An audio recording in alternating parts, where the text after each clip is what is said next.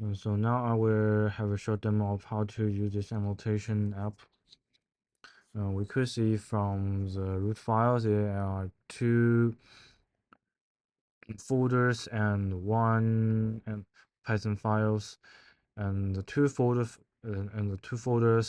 will store the JPEG frames and the JSON file and its corresponding JSON files correspondingly. So there are five examples. Is They are all from the George Street, and the JSON file is its result from YOLO detection tools. One thing I have to mention is that the name of the JSON files must include the name of the JPEG files. We could see that for the correspond JSON files with the JPEG files, it has a dash YOLO 11x suffix behind of it. Yes. So now we will use run this code and see. Here's the interface. As the main part is the frame part. It contains the frame and its correspondent bounding box result. So first we could edit the bounding box.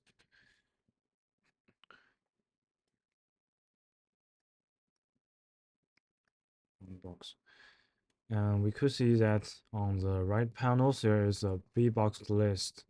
It listed the bounding box positions and all the bounding box. And the edit files listed the specific positions and classes of the bounding box you selected. And the actions and from the actions part, you could add a bounding box or delete a bounding box and save the current frames. In the export part, you could export the JSON files. And first, I will show you how to edit this this bounding box. So we could see that the blue bounding box is what we selected. Yes. For now, we selected the car 0 bounding boxes. Car 0 bounding boxes. And if we wanted to edit the bounding box, we could just modify the value in the edit part. So we could see that when I modify the x1, the bounding box would modify correspondingly. And when I modify the white x2, it's the same. It's reading the same. Right.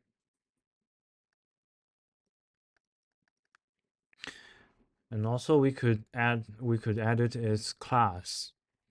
We could edit it to something like taxi, and we click rename.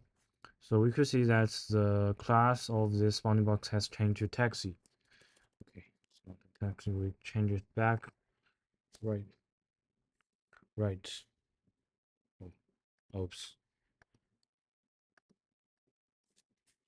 Oh, car. Right. Now we change it back,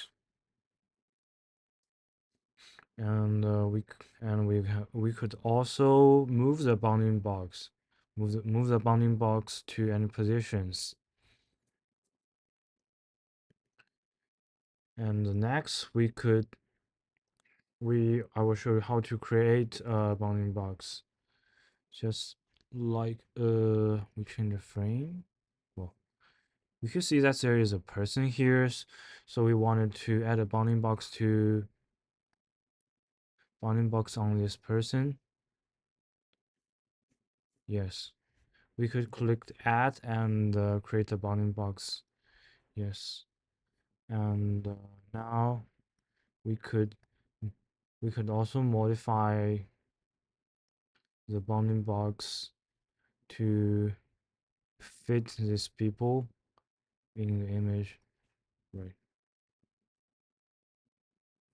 Yes.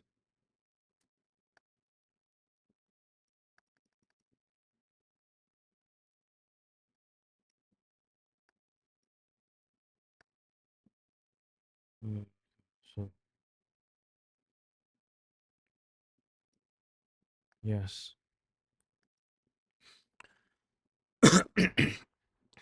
And we could see that we could have create a bounding box on this person, and we change its name to people. Click rename. Yeah, we could see that the bounding box has a class of people. Then every time you finished modifying the bounding box of the count frame, you must click the save buttons to save the result. And next is the delete buttons. So we could add the buttons here. Just show you, if we create a bounding box by mistake, we could click the bounding box and click delete. And yes. Now we could see that we have deleted a bounding box, right?